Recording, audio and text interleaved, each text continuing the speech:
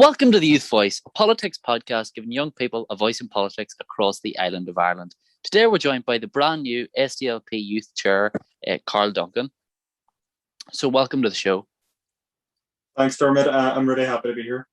So I suppose we'll get straight in. You're right and fresh into the new job. You led a cracker campaign, and it's really good to see somebody as young as you in such a high position. So I suppose one thing I want to know, what are you bringing that's new to the SDLP Youth? What can those of us who aren't members that are kind of looking, what can we look for and see if you as chair?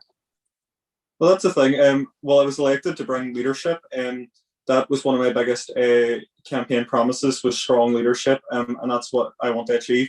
Not that the previous executive weren't strong leaders, but more that, I have a different style of leadership. I think, and sort of what I'm looking to deliver is campaigning on grassroots issues.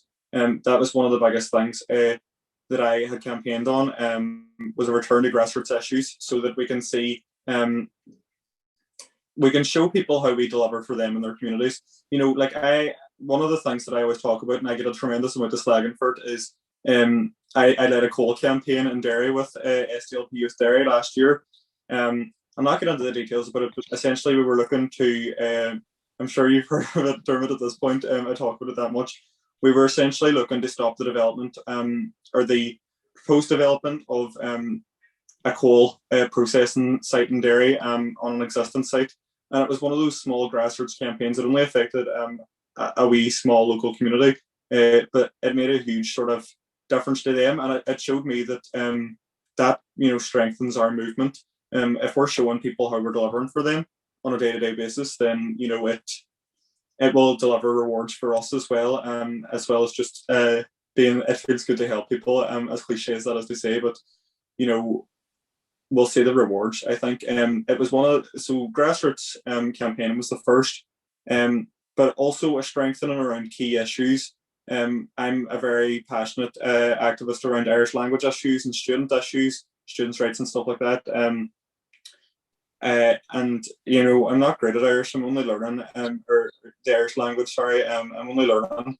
But at the end of the day, it's something that I'm really passionate about, protecting our heritage. I think that we do have a role to play in the conversation around an Irish Language Act, and that sort of thing. I worked a bit with Students Deserve Better, on their campaigns. I can't take too much credit now. I wasn't deeply involved, but I have great respect and want to work very closely with the unions and that sort of thing. I mean, I think that now that we're coming back out of lockdown, we have to return to the grassroots and to the community-based action. Boots on the ground stuff is my bread and butter. So that's hopefully what I'll be bringing. Brilliant. I suppose as well, there's going to be a lot of people listening here who's thinking, he sounds really good. SDLP Youth, I think I align with them. How do we, I suppose, what do you want to do to get more people into the SDLP Youth? What do you say to the people who are on the fence about it, or thinking, yeah, maybe I will join, but they're not quite sure? Like, what's your kind of message for them? I suppose one of my biggest things that I've been focusing on over the past year, since I joined the SDLP, has been recruitment. When I joined, it wasn't too long after I first joined that I sort of got into the Derry Youth branch, and then I was elected to a position there, and sort of that my biggest sort of thing was recruitment, because our numbers weren't great at the time, as we were only resetting up the youth wing of the party, especially in Derry at that point. So recruitment's always been a challenge. Response, and that's why I'm so focused on stuff, is because it does help us grow a lot. As any political party or any political activist will tell you, whenever you show people what you can do and that you'll actually take action, then people will want to get involved. It energizes people. For people on the fence, I would say a lot of people these days, especially in youth politics, a lot of young people feel like they don't know enough about politics. Now, not to make myself sound like I don't know enough, but that's how I felt at one point. And this may sound a wee bit trite to say, or a wee bit cliche, but politics is sort of a community as well. I've made loads of friends across the political divide. Friends from every party, friends from no party, and you learn a lot from them. politics as sort of a community, and so I would say that there's that. I mean, I would first of all say to people, don't be apprehensive about not knowing enough. That's part of the fun, is you're learning every day. And secondly, for people on the fence, I feel a lot of the time in youth politics that people can look at big issues and say like, oh, I agree with them on everything else. I don't agree with them on some issues.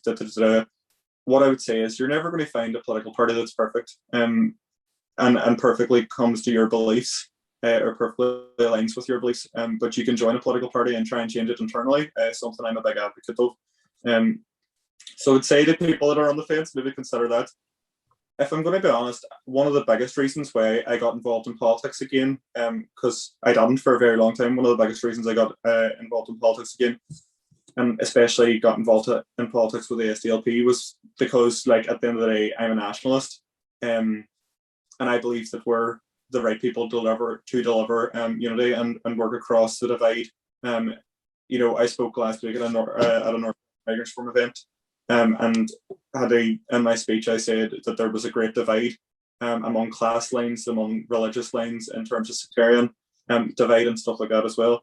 And I think that we're the right people to bridge it. It won't just be us, but I do believe that we can do it. I come from a mixed religious background. My dad's from a working class Protestant Unionist family, and my mum's from a working class nationalist family. And so that's a big part of it for me.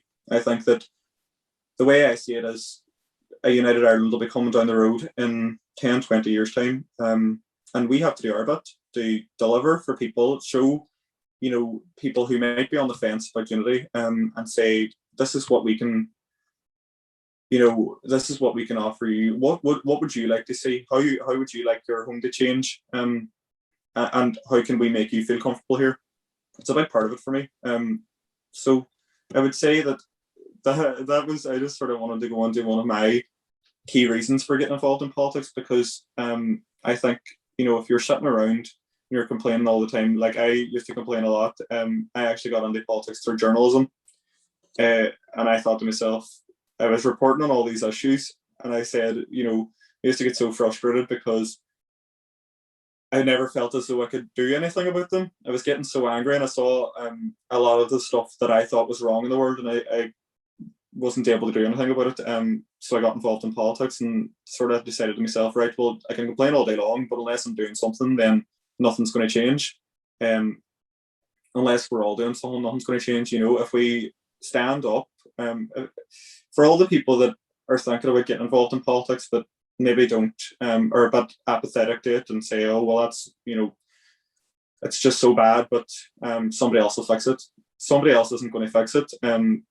Somebody else might try, but they might fail because they don't have enough support.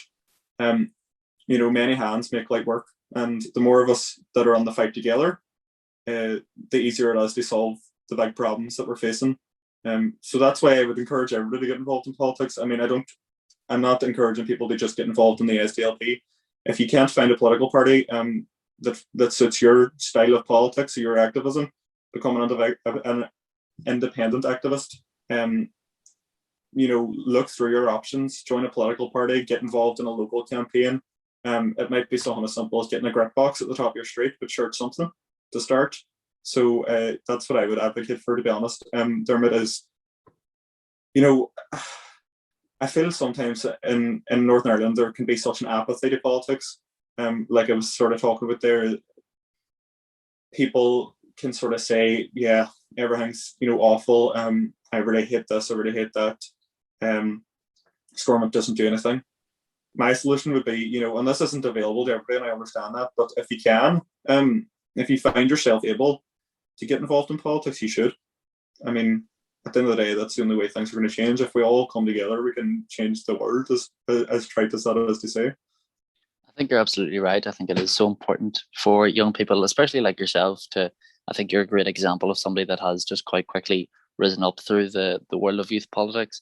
But one thing I also wanted to talk about was what sets the SDLP youth apart from, say, Alliance Youth or Ograhin Féin, or even in the south, the likes of Ogra Fianna Fáil and Young Fine Gael and PBP and all of these different youth wings. What sets you apart from the other parties? What sets the SDLP or SDLP Youth specifically apart?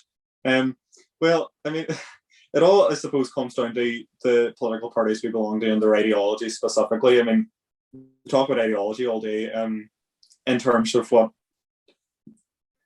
I suppose, in terms of like, I've never been in Alliance Youth or that correct. I've never been on People for Profit, so I couldn't possibly comment on what their youth wings are like. But what I will say about the SDLP or SDLP Youth is that we are activists. We're committed. Sometimes, and a lot of people, when I talk to them about the SDLP, will say, "Oh, that party, like you were great like 15 years ago or whatever, or 20 years ago or 30 years ago. You were great back in the day. You're not so great now." But I don't see that. When I look at a lot of the activists that are working alongside me, I see change. I see people that are hungry for change. Activists that will fight on the streets to change, things in their community, especially, women in politics.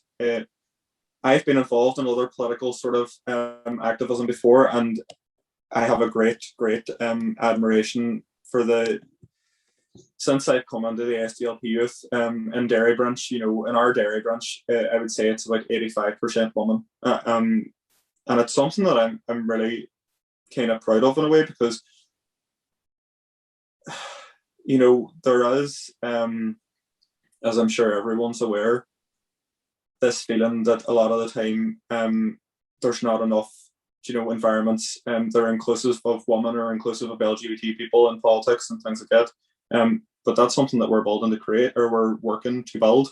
Sorry. I mean, as I said, their Derry branch is around 85% women, I'd say. And we're hoping to, get more women in activism across North. I look at like Ellie Jo Taylor, or Brona Crabtree, or Kiva McNeil, and they're fantastic activists. And like, I would say that's what sort of sets us apart in a way. Like, I was starting to sort of talk about how our activists are so hardworking and dedicated, and that's true. And I'm sure that's true of other political parties too. But I can't quite narrow it down. I do feel there is something very special about SDLP Youth.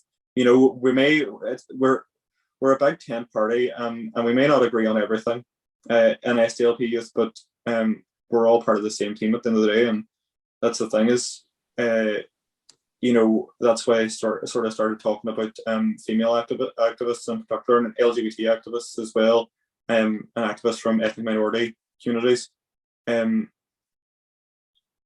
I'm keen to sort of bring about, with the help of everybody else, a space that's, these people are able to, or these communities are able to have their voices heard in a way that they're not talked over, or,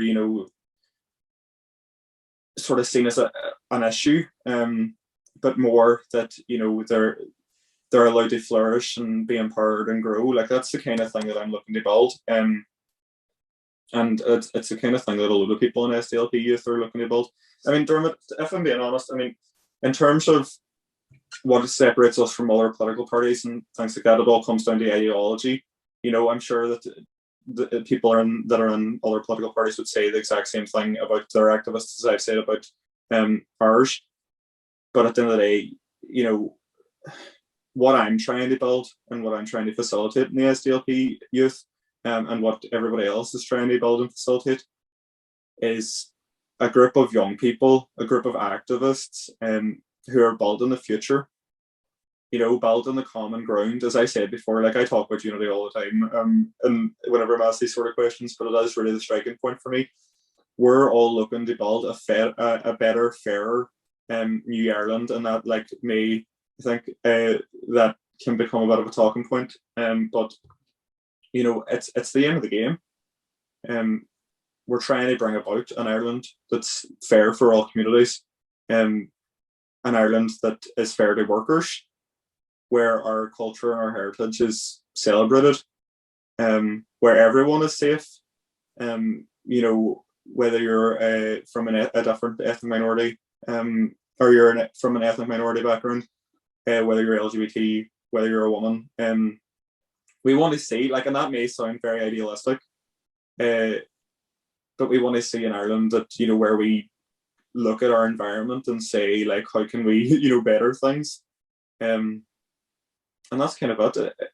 For me, it's all in idealistic terms. Some may describe them about building the future.